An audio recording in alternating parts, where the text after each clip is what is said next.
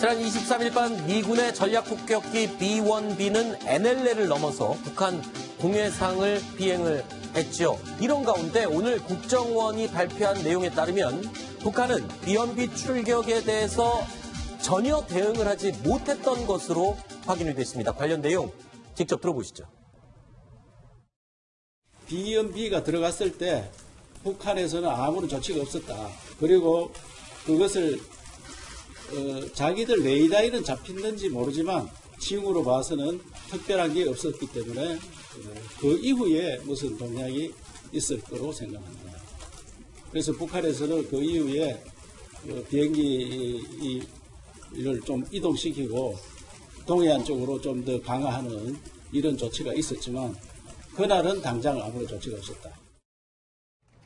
이유정 기자, 그러니까 왜 반응이 없었는지에 대한 답을 국정원이 오늘 한 것이죠? 네, 일단 출격 자체가 자정 무렵이었습니다. 그래서 약간 취약 시간대가 될 것 같고요. 네. 그다음에 B-1B가 스텔스기입니다. 그렇다면 북한에서 좀 더 많이 스텔스기가 아니기 때문에 그 기능이 좀 좋지 않습니다. 그래서 북한의 레이더에 많이 잡힐 것으로 예상이 됐는데 그러지 못한 경우가 있었습니다. 네. 그 이유가 북한이 전력 사정이 좋지 않아서 레이더가 가동이 안 됐을 것이 아니냐 이런 얘기들도 있고 여러 이유들이 지금 나오고 있습니다. 그 감지되지 않은 이유는요. 잠시 후에 지도를 보면서 저희가 상세히 설명을 드리도록 하고요. 자, 북한의 일단 대공 레이더 허점이 드러난 것으로 저희가 봐야 되겠죠. 국회에 오늘 국정원이 보고를 했는데 네. 미군 측에서 그렇게 얘기를 했습니다. 북한이 이번에 B-1B 출격을 보고 깜짝 놀랐을 것이다. 한마디로 무방비로 당했다는 겁니다. 물론 공해상으로 날아갔다고는 하지만 북한이 깜깜이로 몰랐다는 얘기를 했고요. 미군 측에서.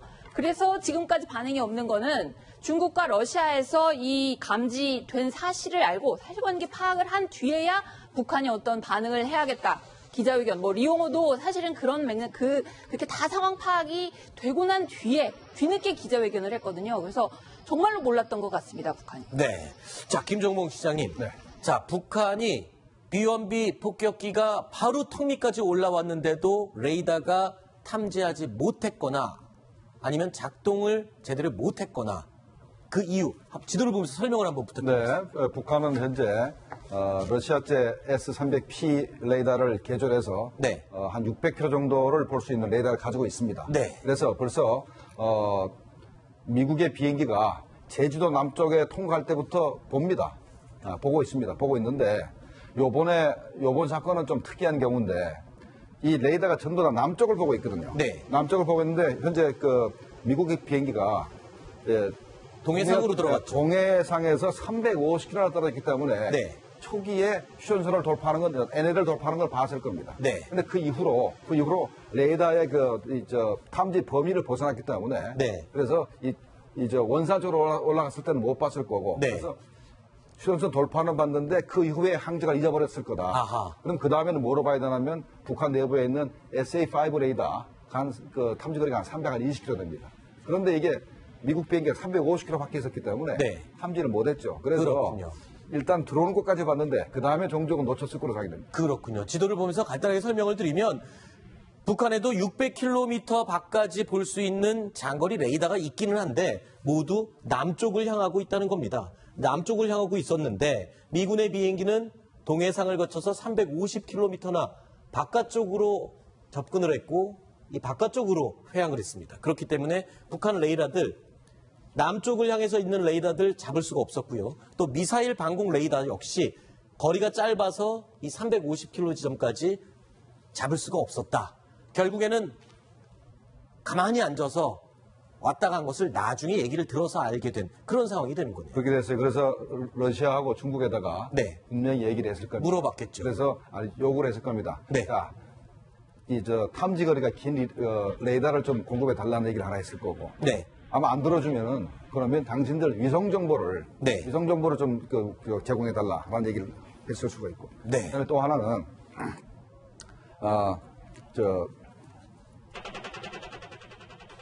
중국이나 네. 러시아가 이 아주 고성능 레이더를 가지고 네. 이 동북아 전체를 보고 있는 레이더들이 있습니다. 네. 예, 동북쪽에 있지 않습니까? 네. 그 레이더에서 파악된 정보를 좀 달라. 아하. 세 가지 요구를 했을 가능성이 있습니다. 네. 자, 그리고요. 이런 가운데 국정원에서는 또 북한의 DMZ와 관련된 지시가 있었다라는 내용을 또 보고했습니다. 북한에서 이 북측 DMZ에 어떤 지시를 내렸는지 국정원의 내용 직접 들어보시죠. 우리 DMZ 부분에 앞으로 어떻게 되겠느냐 하니까 북한에서도 강하게 선 보고하고 후 조치를 해라. 이렇게 지시를 내리고 있답니다. 그러니까 우발적인 도발 충돌이 없도록 상당히 조심을 하고 있다는 그런 내용을 보고를 했었습니다. 그러니까 지금 북한도 DMZ 내에서 선 보고하고 후 조치해라. 그러니까 조치 먼저 하지 말고 먼저 물어보고 행동해라 라고 얘기를 하는 걸 보면 굉장히 지금 조심스러워하는 것 같아요. 외부에다가 알릴 때는 무조건 격추하겠다 이렇게 얘기를 하면서도 내심은 굉장히 조심하고 있는 것 아닌가 이런 생각이 드네요. 그렇죠. 이거는 우리는 선조치 후보고입니다. 네. 북한이 도발하면 일단은 그냥 때리고 보는데 네. 북한은 지금 반대죠. 네.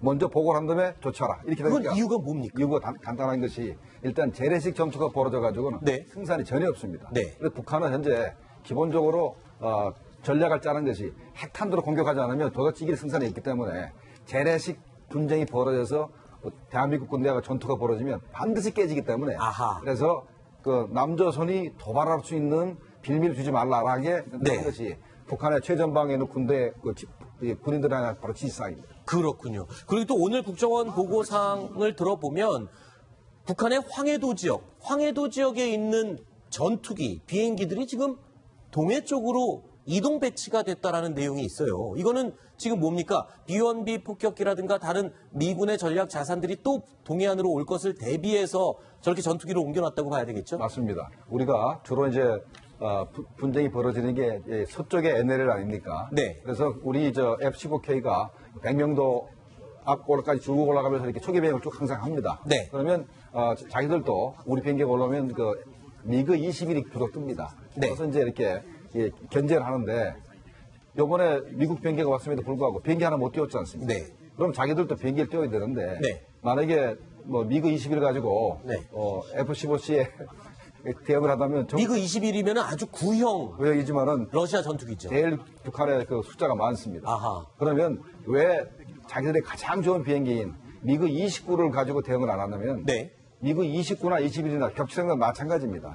자기는 첨단 비행기를 떨어뜨릴 이유가 없어요. 그래서 아끼는 거군요. 아끼는 것이고 네. 일단은 체면 처리를 하는 겁니다. 네. 적기가 왔으니까 우리도 대응을 해서 비행기가 나갔다는 네. 체면 처리를 하는 것이지 북한이 기본적으로 전투기 가지고 미국의 전투기를 막을 생각은 전혀 없습니다. 그렇군요. 그러니까 우리도 대응을 하고 있다라는 제스처를 보여줄 뿐이지 실제로 전투를 할 능력도 안 되고 그랬다간 본인들만 큰 코 다치는 그런 상황이 되겠죠.